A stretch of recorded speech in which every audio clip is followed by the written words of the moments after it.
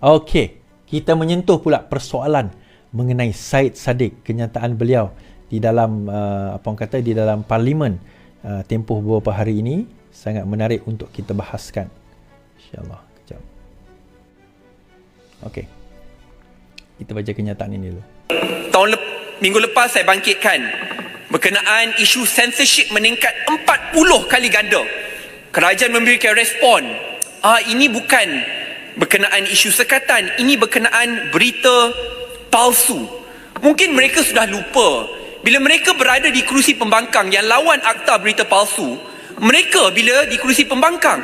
Sebab itu nasihat saya, dulu bila jadi pembangkang kamu seling gunakan slogan kebebasan bersuara, tetapi bila sudah berkuasa, hipokrit, tutup mulut rakyat biasa.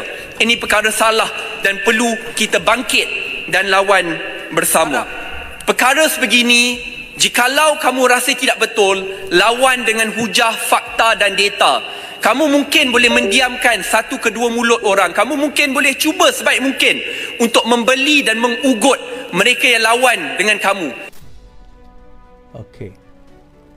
Syed Saddiq mengatakan 40% berita telah disekat kerana berita tidak benar. Now, dalam perbincangan dalam Syed Saddiq itu, dia gagal, sebagai seorang penghujah, sepatutnya dia memberikan satu contoh. Apakah berita tidak benar yang disekat oleh kerajaan tapi sebenarnya benar?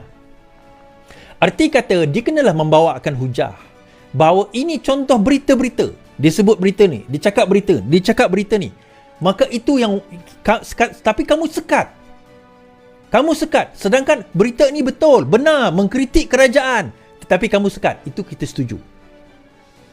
Itu kita setuju. Tetapi apabila berita itu memfitnah, apabila berita itu berita-berita palsu, apabila berita itu berita-berita yang memecah belahkan atau menghasut, apabila berita itu berita yang menyebabkan perpecahan kaum, perpecahan agama, adakah Syed Saddiq bersetuju bahawa berita-berita sebegini wajar dilepaskan begitu saja? Dia lupa bahawa walaupun kalau kita belajar dalam civil society pun, kalau kita belajar tentang keberadaban sekalipun, adab dan keberadaban, ketamadunan itu dia ada had dia. Walaupun pada negara yang paling orang kata memperjuangkan free speech, dia ada had dia. Hadnya pada berita-berita tidak benar, berita-berita palsu, tak berlaku, dikatakan berlaku. Apa perasaan Syed Saddiq kalau tiba-tiba ada orang memfitnah Syed Saddiq? Dia boleh saman kalau sekiranya kita tahu siapa orang itu. Kita boleh cari rumah dia, kita boleh hantar surat saman kepada dia. Tapi kebanyakan guna fake account. Kita tak boleh nak trace. So apa yang kita boleh lakukan? Dia sebarkan berita, kata perkara ini berlaku, perkara itu berlaku. Ini perkara tidak benar berlaku. Banyak contoh kalau kita nak kemukakan. So, bila Syed Saddiq berhujah bahawa kerajaan ini hipokrit, so adakah Syed Saddiq juga memperjuangkan fitnah? Adakah Syed Saddiq memperjuangkan bahawa ucapan-ucapan yang berunsur perkauman, yang berunsur menindas, yang berunsur pecah belahan, yang menghina agama Islam dan juga agama orang lain sebagai sesuatu yang dibenarkan? Kita boleh berhujah sedemikian. Sebab Syed Saddiq gagal menunjukkan contoh apa yang menyebabkan kerajaan ini hipokrit. Now, zaman kita jadi pembangkang dahulu, kalau Syed Saddiq ingat, kita tak pernah fitnah. Ada pun jarang-jarang berlaku sebagaimana yang berlaku sekarang ini. Adalah satu dua tu kita terkhilaf, terlepas. Paling common tuan-tuan bau-bau ini, Chin Peng tu sepupu sepapat dengan Lim Guan Eng dengan Lim Kit Siang. Adakah Syed Saddiq membenarkan dengan perkara sedemikian? Dia kata, kita berlawan dengan hujah, kita bawa dia ke mahkamah, kita lawan hujah. Tetapi bagaimana pula dengan fitnah-fitnah dan hamburan serta hinaan serta fitnah serta pemecah belahan, hina-menghina yang kita tak boleh nak saman dia.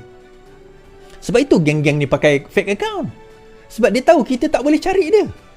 The moment kita boleh cari dia, bolehlah kita nak bagi tangkap atau kita nak bagi saman dia kalau dia fitnah kita. Tetapi sebab dia tahu dia berguna fake account. Saya tengok TikTok saya sendiri pun, hari-hari akan ada orang rajin buat fake account. Saya tahu dia fake account mudah je tuan-tuan. Follower dia 20, follower dia 10, follower dia 50. Saya tahu ni account baru buat. Kemudian dia tukar-tukar account. Dia sebenarnya orang yang sama, dia tukar-tukar account. Dia ada 20, 30 account yang sama. Sebab kita boleh nampak daripada cara penulisan, sebenarnya kita tahu orang yang sama. Dia pemain dia tak ramai, tetapi sebab mereka guna fake account, maka mereka boleh fitnah. Dia sebenarnya macam ni, Syed Saddiq tak pernah kena lagi. Yang Syed Saddiq kena, betul kita kata kerajaan hipokrit, tetapi sekurang-kurangnya kerajaan tak sakau duit. Macam Syed Saddiq kena sebat. Alright, habis kita kat situ. Pandai-pandai korang lah nak macam mana nak mengenakannya. Okay, cerita Muhyiddin Yassin pula tuan-tuan. Muhyiddin tidak boleh Mahkamah Persekutuan pendakwaan. Undang-undang tidak membenarkan Muhyiddin Yassin membuat rayuan ke Mahkamah Persekutuan kerana kes rasuah utamanya bermula di Mahkamah Session, kata seorang anggota pasukan pendakwaan. Timbalan Pendakwa Raya Wan Syarudin berkata demikian di Mahkamah Session Kuala Lumpur semasa sebutan pagi tadi berhubung kes salah guna kuasa dan pengubahan wang haram terhadap bekas Perdana Menteri itu. Dia berkata kes itu masih kekal di Mahkamah Session setelah Mahkamah Raya memerintahkan ia kembali semula untuk ke Mahkamah Session bagi tujuan lain. So dia macam mana tuan-tuan? Dia macam ni, mahkamah kita ada 5 yang asas lah. Dia ada magistrate, dia ada session, dia ada mahkamah tinggi, dia ada mahkamah rayuan, dia ada mahkamah persekutuan. So biasanya menurut perlembagaan kita ada 2 hak untuk merayu. Semua orang ada 2 kali hak merayu. Tetapi isunya dalam kes Muhyiddin Yassin ini, kes itu bermula di Mahkamah Session. Setelah dia didapati tidak bersalah kerana ada defect, maka dibawa ke mahkamah rayuan. So dia lompat mahkamah. So sebenarnya tak perlu lagi sebab dah melalui 2 kali, dia kira sebagai 2 kali rayuan. So tak boleh nak merayu lagi ke Mahkamah Persekutuan sebab dia bermula dari Mahkamah Session. So adakah hujah ini boleh diterima? Itu terpulang kepada hakim lah, tapi okey juga, reasonable juga sebenarnya. Dia tak boleh langkau. Sebab kes Muhyiddin Yassin adalah kes yang bermula di Mahkamah Session. So menurut hujah pihak pendakwa, berkemungkinan kes itu tidak boleh didakwa, tidak boleh dirayu lagi kerana sudah pun melalui rayuan yang terakhir. Pada perbicaraan di hadapan Mahkamah Session, pagi tadi dia berkata rayuan terakhir bagi kes mahkamah di Session adalah di Mahkamah Rayuan. Mengikut CJA, Akta Mahkamah Kehakiman, Seksyen 87. Peraturan tersebut menyatakan bahawa sebarang rayuan yang timbul daripada perkara di Mahkamah Session hanya boleh dibawa paling tinggi pun berakhir di Mahkamah Rayuan. CJA juga menyatakan bahawa hanya merayuan yang berasal daripada Mahkamah Tinggi yang boleh dibawa ke rayuan dan akhirnya ke Mahkamah Persekutuan. So maksudnya kalau dia bermula di Mahkamah Tinggi kes itu, maka dia boleh merayu di Mahkamah Rayuan, kemudian rayuan terakhir dia Mahkamah Persekutuan. Tetapi kalau dia bermula di Mahkamah Session, maka rayuan terakhir dia adalah di Mahkamah Rayuan. Jadi daripada situ Timbalan Pendakwa Raya mengatakan therefore Muhyiddin Yassin tidak boleh lagi merayu keputusan Mahkamah Rayuan untuk memulangkan kembali kes itu ke Mahkamah Session. Okey, cerita dia apa Is? Tak faham cerita dia. Okey, dia macam ni. Tempoh hari Muhyiddin Yassin didakwa menjalahguna ataupun rasuah terhadap projek Jana Wibawa.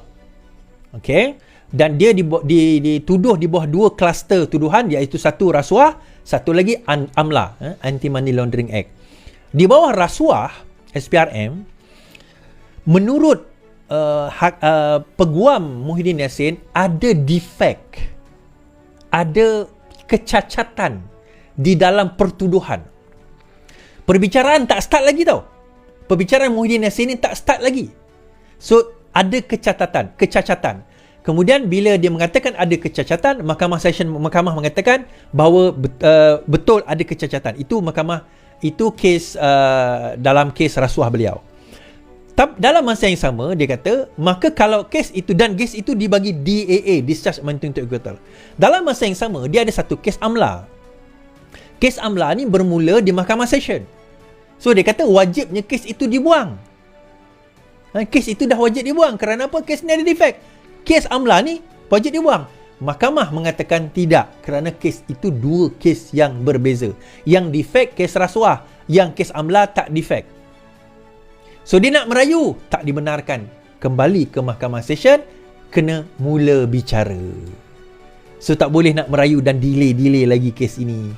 Kena mula bicara secepat mungkin. Itulah kisah, itulah ceritanya.